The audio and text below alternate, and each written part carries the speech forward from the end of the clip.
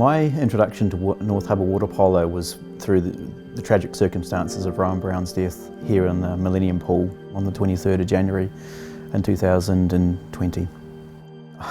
It is a day I remember really quite well.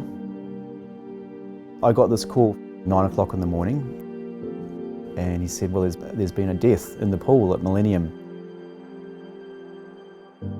and there's going to be a meeting at 10 o'clock. They would like to have a sports chaplain there. Yeah, I really didn't know where I was going. I parked the car. It was about 2 minutes to 10 o'clock. But I hurried across. I didn't know where the meeting was. I didn't know who I was going to be meeting. I didn't know what was going on. And just got directed upstairs to the Olympic room. There Mike Stanley met me and shook my hand, and I said, hi, I'm Matt, I'm the sports chaplain. He invited me into the room and we sat down. I think I was there at about 10:05. That was the start. Mike introduced me. Part of his introduction was, yeah, Matt's from Sports Chaplaincy. Today at 4 o'clock we're going to have a blessing of the pool, and Matt's going to lead that blessing. I've never done that in my life. As I say, I didn't really know anything, and I just started to ask the lifeguards, well, can you tell me a little bit about Rowan? Here was a young man who was a New Zealand representative, 19-year-old, who had earned his first caps for New Zealand the previous year. They said that he was always a polite, thankful player who would just come in and thank them for just their presence as lifeguards. Started to get this picture of a young man who was a much loved member of their community, and this was absolutely devastating for them. Sharon and Julie from North Harbour Water Polo came into the meeting as well, and I asked Sharon what she was hoping the blessing would look like. She talked about how the pool had gone from being a place where they practiced and played and competed in, a safe place, to being a place where their good friend had died in, and so it was no longer a sort of safe place, and it wasn't a place where they wanted to come back to. The pool we closed, obviously, and kept it closed that day, and yeah, there wasn't a great feeling about that pool. It was just huge sadness and grief, and we're just working really hard to do what we could to support people coming in, kids that were coming in, the club. We had to then support our team that were here on hand, and then it was the messaging from there to the rest of our community and staff as to moving forwards. So I came back to the Millennium Institute before 4 o'clock, and I started this blessing of the pool. There was a bulwark across the middle of the pool, and that's where I was standing. The pool was completely encircled with members of, as I say, the police community, water polo community, Rangitoto College, AUT community. Started out by saying that 24 hours earlier, none of us expected to be here. This pool was a place where there was laughter, and there were people enjoying themselves, and that this was a place of community. Today, 24 hours on, this is now a place where we don't want to be. And this place is now a dark place for us.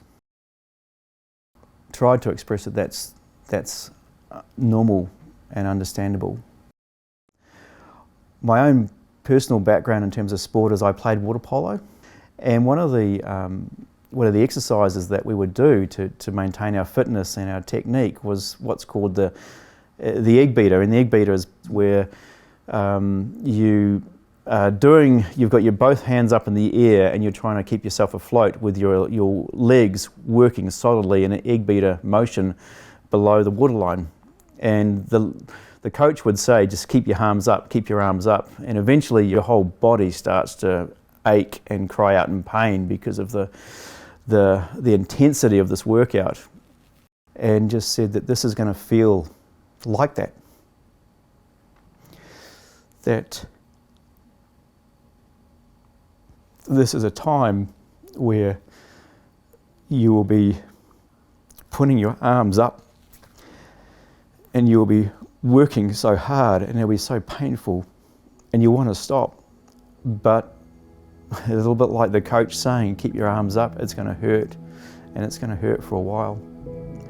The pool will be closed for the next couple of days, and that when it reopens, we need to return it to a place which is a place of competition, a place of friendship, a place of community.